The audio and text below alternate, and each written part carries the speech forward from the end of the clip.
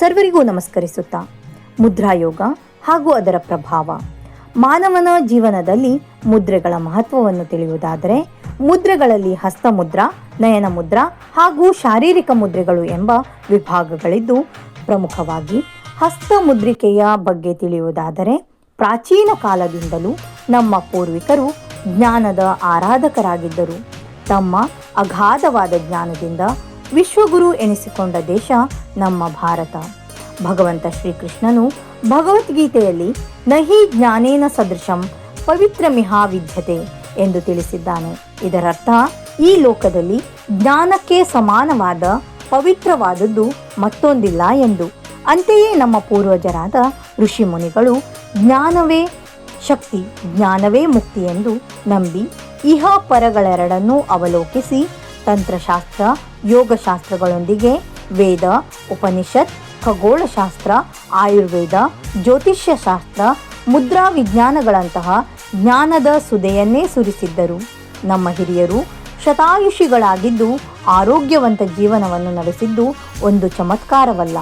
ಯೋಗಾಭ್ಯಾಸ ಹಾಗೂ ಮುದ್ರಾ ವಿಜ್ಞಾನದೊಂದಿಗೆ ಉತ್ತಮ ಜೀವನ ಶೈಲಿಯನ್ನು ಅಳವಡಿಸಿಕೊಳ್ಳುವ ಮೂಲಕ ಅತ್ಯುತ್ತಮ ಆರೋಗ್ಯವಂತ ಜೀವನವನ್ನು ಸಾಕ್ಷಾತ್ಕಾರ ಪಡಿಸಿಕೊಳ್ಳಬಹುದಾಗಿದೆ. ಯೋಗಾಭ್ಯಾಸದಂತೆಯೇ ಮುದ್ರಾ ವಿಜ್ಞಾನವು ವಿಶೇಷವಾದ ಮಹತ್ವ ಹೊಂದಿದ್ದು, ಮುದ್ರೆಯು ಯೋಗಶಾಸ್ತ್ರದ ಅವಿಭಾಜ್ಯ ಅಂಗವಾಗಿದ್ದು, ಇದೇ ಕಾರಣದಿಂದ ಮುದ್ರಾ ವಿಜ್ಞಾನವನ್ನು ಯೋಗ ಮುದ್ರೆ ಎನ್ನಲಾಗುತ್ತದೆ. ಕೈಬೆರಳುಗಳ ಸಂಯೋಜನೆಯೊಂದಿಗೆ ಮಾಡುವ ಭಂಗಿಗಳನ್ನು ಮುದ್ರೆ ಎನ್ನಲಾಗುತ್ತದೆ. ಈ ಮುದ್ರೆಗಳಿಂದ ಆಯುಷ್ಯನ್ನು ವೃದ್ಧಿಸಿ ಆರೋಗ್ಯವನ್ನು ಕಾಪಾಡಿಕೊಳ್ಳಬಹುದಾಗಿದೆ. ಯೋಗಿಗಳು ಈ ಮುದ್ರೆಗಳನ್ನು ಜೀವನ್ ಚೈತನ್ಯದ ಪ್ರತೀಕವೆಂದು ಬೋಧಿಸಿದ್ದಾರೆ. ಸಂಸ್ಕೃತದಲ್ಲಿ ಮುದ್ರಾ ಎಂದರೆ ಮುಖದಲ್ಲಿ ತೋರುವ ಭಾವನೆಗಳ ಅಭಿವ್ಯಕ್ತಿ. ಮುದ್ರೆಗಳು ಮಾನಸಿಕ ಹಾಗೂ ದೈಹಿಕ ಚೈತನ್ಯದ ಚಿಲುಮೆಯ ಆಗರವಾಗಿದೆ. ಮುದ್ರಾ ಎಂಬ ಶಬ್ದವು ಎರಡು ಶಬ್ದಗಳಿಂದ ಉದ್ಭವವಾಗಿದ್ದು, ಅವುಗಳೆಂದರೆ ಮುದ ಮತ್ತು ದ್ರಾ. ಮುದ ಎಂದರೆ ಸಂತೋಷ, ದ್ರಾ ಎಂದರೆ ಸೆಳೆಯುವಿಕೆ. ಮುದ್ರಾ ಎಂಬ ಶಬ್ದದ ಅರ್ಥ ಆಂತರಿಕ ಸಂತೋಷವನ್ನು ಸೆಳೆಯುವುದಾಗಿದೆ. ದೇವಾನುದೇವತೆಗಳ ಚಿತ್ರ ಅಥವಾ ಶಿಲ್ಪಕಲೆಗಳನ್ನು ಗಮನಿಸಿದಾಗ ದೇವ ದೇವತೆಯರು ಒಂದಲ್ಲ ಒಂದು ಮುದ್ರೆಗಳಲ್ಲಿರುವುದನ್ನು ಕಾಣಬಹುದು. ಅವುಗಳೆಂದರೆ ಅಭಯ ಮುದ್ರೆ, ಜ್ಞಾನ ಮುದ್ರೆ, ಧ್ಯಾನ ಮುದ್ರೆ ಇತ್ಯಾದಿಗಳಾಗಿವೆ.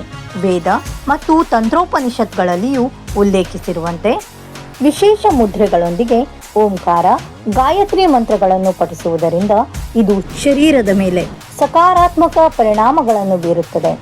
ಮುದ್ರೆಗಳು ನಮ್ಮ ಶರೀರದಲ್ಲಿರುವ ಸಪ್ತ ಚಕ್ರಗಳನ್ನು ಸಕ್ರಿಯಗೊಳಿಸಿ ಕುಂಡಲಿನಿ ಶಕ್ತಿಯನ್ನು ಜಾಗೃತಗೊಳಿಸುತ್ತದೆ. ಮಾನವ ದೇಹದಲ್ಲಿನ ಪಂಚಕೋಶಗಳಾದ ಮನೋಮಯ ಕೋಶ, ವಿಜ್ಞಾನಮಯ ಕೋಶ, ಆನಂದಮಯ ಕೋಶ, ಅನ್ನಮಯ ಕೋಶ ಹಾಗೂ ಪ್ರಾಣಮಯ ಕೋಶಗಳನ್ನು ಪ್ರಚೋದಿಸುವುದರಿಂದ ಇದು ಮಾನವನ ಆರೋಗ್ಯದ ಮೇಲೆ ನೇರ ಪರಿಣಾಮವನ್ನು ಬೀರುತ್ತದೆ. ದೇಹದಲ್ಲಿ ಉತ್ಪತ್ತಿಯಾದ ಎಲೆಕ್ಟ್ರೋಮ್ಯಾಗ್ನೆಟಿಕ್ ಶಕ್ತಿಯನ್ನು ನಿಯಂತ್ರಿಸಿ ಅದರ ಕಾರ್ಯಕ್ಷಮತೆಯನ್ನು ಹೆಚ್ಚಿಸುತ್ತದೆ. ಇಡೀ ಬ್ರಹ್ಮಾಂಡದ ಸೃಷ್ಟಿಯಾಗಿರುವುದು ಪಂಚತತ್ವಗಳಾದ ಅಗ್ನಿತತ್ವ, ವಾಯುತತ್ವ, ಆಕಾಶತತ್ವ, ಪೃಥ್ವಿತತ್ವ ಹಾಗೂ ಜಲತತ್ವಗಳಿಂದ. ಜೀವ ಸಂಕುಲವು ಸೃಷ್ಟಿಯಾಗಿರುವುದು ಈ ಪಂಚತತ್ವಗಳ ಆಧಾರದ ಮೇಲೆಯೇ. ಹಾಗೂ ಈ ಪಂಚತತ್ವಗಳ ಸಮತೋಲನದಿಂದ ಮಾತ್ರ ನಮ್ಮ ಜೀವನ ಸರಾಗವಾಗಿ ಸಾಗಲು ಸಾಧ್ಯ. ನಮ್ಮ ದೇಹದಲ್ಲಿ ಎಲೆಕ್ಟ್ರೋಮ್ಯಾಗ್ನೆಟಿಕ್ ಪವರ್ನ ವಿದ್ಯುತ್ ಕಾಂತೀಯ ಶಕ್ತಿಗಳು ಹೊರಹೊಮ್ಮಿ ಜೀವ ಚೈತನ್ಯದ ಚೈತನ್ಯ ವಲಯವನ್ನು ಸೃಷ್ಟಿಸುತ್ತದೆ. ಈ ಚೈತನ್ಯ ಶಕ್ತಿಯು ಕೈ ಬೆರಳುಗಳ ತುದಿ ಮತ್ತು ಕಾಲ್ಬೆರಳುಗಳ ತುದಿಯಿಂದ ಹೊರಹೊಮ್ಮುತ್ತದೆ ಮತ್ತು ಇಡೀ ದೇಹದ ಎಲ್ಲ ನಾಡಿಗಳ ಬಿಂದುವು ಕೈ ಮತ್ತು ಕಾಲುಗಳ, ಹಸ್ತ ಮತ್ತು ಪಾದಗಳಲ್ಲಿ ಕೇಂದ್ರವಾಗಿರುತ್ತದೆ. ಕಾರಣ ಕೈ ಬೆರಳುಗಳ ತುದಿಗಳನ್ನು ಸಂಯೋಜಿಸುವುದರಿಂದ ಈ ಚೈತನ್ಯ ಶಕ್ತಿಯನ್ನು ದೇಹಕ್ಕೆ ಮರುಕಳಿಸಬಹುದಾಗಿದೆ. ಇದರಿಂದ ಪಂಚತತ್ವಗಳ ಸಮತೋಲನ ಸಾಧಿಸಬಹುದು ಎನ್ನುವುದು ಮುದ್ರಾ ವಿಜ್ಞಾನ. ಸೂಕ್ಷ್ಮವಾಗಿ ಗಮನಿಸಿದರೆ ನಮಸ್ಕಾರ ಮುದ್ರೆ, ಚಿನ್ ಮುದ್ರೆ, ಜ್ಞಾನ ಮುದ್ರೆಗಳಂತಹ ಮುದ್ರೆಗಳನ್ನು ಮಾಡುವುದರಿಂದ ದೇಹದಲ್ಲಿನ ವಿದ್ಯುತ್ ಕಾಂತೀಯ ಅಲೆಗಳ ಸ್ಪಂದನವು ಅರಿವಿಗೆ ಬರುತ್ತದೆ. ನಮ್ಮ ಶರೀರದಲ್ಲಿನ ಜ್ಞಾನವಾಹಿ ಹಾಗೂ ಕಾರ್ಯವಾಹಿ ನರಗಳನ್ನು ನಾಡಿಗಳು ಎನ್ನಲಾಗುತ್ತದೆ. ಇವು ಮೆದುಳಿನಿಂದ ಬೆನ್ನು ಹುರಿಯ ಮುಖಾಂತರ ಪಾದಗಳವರೆಗೆ ಅಂತೆಯೇ ಅಂಗೈಗಳವರೆಗೆ ಪಸರಿಸಿದೆ. ಹಾಗೆಯೇ ಕೈ ತುದಿಗಳಲ್ಲಿರುವ ಸೂಕ್ಷ್ಮಗ್ರಾಹಿ ನಾಡಿಗಳು ಮೆದುಳಿನೊಂದಿಗೆ ಸಂಪರ್ಕ ಸಾಧಿಸುತ್ತದೆ. ಅಂತೆಯೇ ಮುದ್ರಾ ವಿಜ್ಞಾನದ ಪ್ರಕಾರ ಮುದ್ರೆಯೊಂದಿಗೆ ವಿಶೇಷ ಮಂತ್ರ ಪಠಣದಿಂದಾಗಿ ದೇಹದಲ್ಲಿ ಸಕಾರಾತ್ಮಕ ಕಂಪನಗಳು ಸೃಷ್ಟಿಯಾಗಿ ವಿಶೇಷ ವಿದ್ಯುತ್ ಕಾಂತೀಯ ತರಂಗಗಳನ್ನು ಉತ್ಪಾದಿಸಿ ಮೆದುಳಿನ ನರಗಳು ಸ್ಪಂದಿಸುವಂತೆ ಮಾಡುತ್ತದೆ. ಇದು ಶಾರೀರಿಕ ಶಕ್ತಿಯನ್ನು ಪ್ರಭಾವಿಸುತ್ತದೆ. ಮುದ್ರೆಗಳ ಮೂಲಕ ಬೆರಳುಗಳ ಸಂಯೋಜನೆಯಿಂದ ದೇಹದಿಂದ ಹೊರಹೊಮ್ಮುತ್ತಿರುವ ವಿದ್ಯುತ್ ಕಾಂತೀಯ ಶಕ್ತಿಯನ್ನು ಬಂಧಿಸಿ ಅವು ಮೆದುಳನ್ನು ಮರುಪ್ರವೇಶಿಸಿ ಅಲ್ಲಿನ ನರನಾಡಿಗಳನ್ನು ಸಕ್ರಿಯಗೊಳಿಸುವ ಮೂಲಕ ಪಂಚ ಜ್ಞಾನೇಂದ್ರಿಯಗಳು ಹಾಗೂ ಪಂಚಕರ್ಮೇಂದ್ರಿಯಗಳ ಕಾರ್ಯಕ್ಷಮತೆಯನ್ನು ಹೆಚ್ಚಿಸಿ ಶ್ವಾಸಕೋಶಗಳಿಗೂ ಬಲ ನೀಡುವ ಮೂಲಕ ಮಾನವನ ಆರೋಗ್ಯವನ್ನು ಉತ್ತಮಗೊಳಿಸುತ್ತದೆ. ಉದಾಹರಣೆಗೆ ಹೆಬ್ಬೆರಳಿನ ತುದಿ ತೋರು ಬೆರಳಿನ ತುದಿಯನ್ನು ಸ್ಪರ್ಶಿಸಿದಾಗ ಜ್ಞಾನ ಮುದ್ರೆಯಾಗುತ್ತದೆ. ಇದು ಏಕಾಗ್ರತೆಯನ್ನು ಹೆಚ್ಚಿಸುತ್ತದೆ.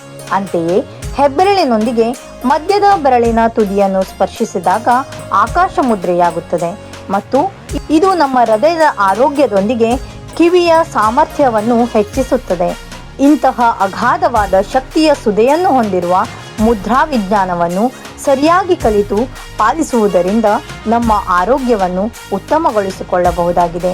ನಾಟ್ಯಶಾಸ್ತ್ರದಲ್ಲಿಯೂ ಹಸ್ತಮುದ್ರಿಕೆಯ ಅನೇಕ ಭಂಗಿಗಳನ್ನು ಬಳಸಲಾಗುತ್ತದೆ. ಮುದ್ರಾ ವಿಜ್ಞಾನವೆಂಬ ಸಾಗರದಲ್ಲಿ ನನಗೆ ತಿಳಿದ ಕೆಲವು ಹನಿಗಳಂತಹ ವಿಷಯಗಳನ್ನು ನಿಮಗೆ ತಿಳಿಸಿದ್ದೇನೆ. ಧನ್ಯವಾದಗಳೊಂದಿಗೆ ನಿಮ್ಮ ಪ್ರೋತ್ಸಾಹ ಮತ್ತು ಸಹಕಾರವನ್ನು ಬಯಸುತ್ತೇನೆ.